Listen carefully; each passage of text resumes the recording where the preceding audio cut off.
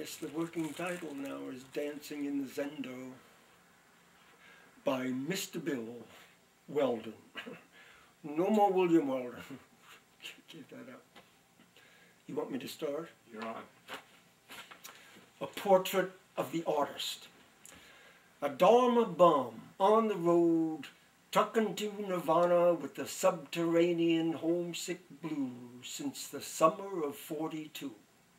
He entered a Coney Island of the mind with pictures of the gone world dancing in his head at the age of the loss of reason. Starting from Pomona, solitary, singing in the West, he struck up for a new world. One more bozo on a bus called further. Sought his spirit guides with the Sioux. Had some kind of mushroom, became a Lobo, and got his kicks on Route 66. He never worked on Maggie's farm. He never waited for Godot. He lived his life in exile on Main Street, a Groucho Marxist, Leninist, down to his vegetable soul. Singing as didn't, dancing as did, old do-da-day. This is Walt Whitman Fertilizer Company.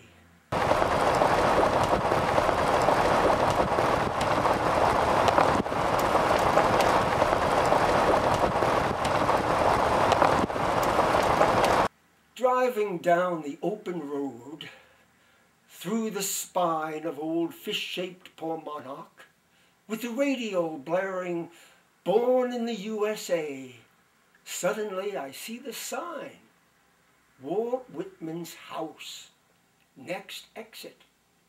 So I say to myself, oh, take my hand, Walt Whitman. Such gliding wonders, such sights and sounds. What do you see, Walt Whitman? I see Walt Whitman Mall. I see Walt Whitman Theater. I see Walt Whitman bowling lanes. I see Walt Whitman Army Recruiting Center. I see old Walt Whitman Road, which I follow to Walt Whitman's house. But the great American poet's place is closed today. And so I set forth once again on the road into the mad Mannahatta of my own imagination, going into business for myself, fertilizing my open field with manure of the material world, just as the ganja farmers of India once planted their seeds in the mouths of dead serpents and the corpses of sacred cows. Crossing Brooklyn Bridge. Beginning in Brooklyn, where I was born, I step into the spirit of this structure to feel its steel poetry, upholding simple truths about the perfect equilibrium of nature, philosophy, and art. Sauntering above the seagulls, I think of Hart Crane and the cinema, all those celluloid heroes he never saw, starring on the bridge, Tarzan diving from it, Sinatra serenading it, Bugs Bunny selling it, Laurel and Hardy buying it. In many-minded Manhattan, the stars have grooved my eyes with old persuasions, stopping in the shadows, as apparitional as his poetry. I wonder if infinity be still the same as when he heard the stanzas rise from its builder's bedroom in Brooklyn Heights. Tangled in his occult conclusions, coursing this span of consciousness, my minds and hearts, as the nasal wine of power whips a new universe into being.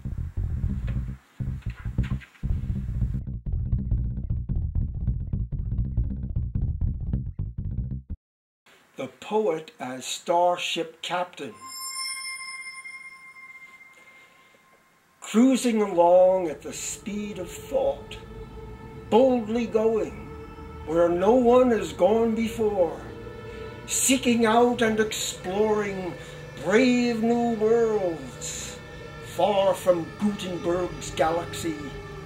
The poet collects interstellar correlatives for our all too human objectives, making metaphors from the matter-antimatter forces of our lives to guide us in our continuing mission through the final frontier of the South's deep space, tormented by time, tradition, tribbles, academic Romulans and critical Klingons. Still, he, she, or it pursues being beyond the gods, goods, and logics our fool flesh falls prey to, prays to, and pays to, feeling that thinking is the best way to travel, and poetry still the spacecraft of the soul.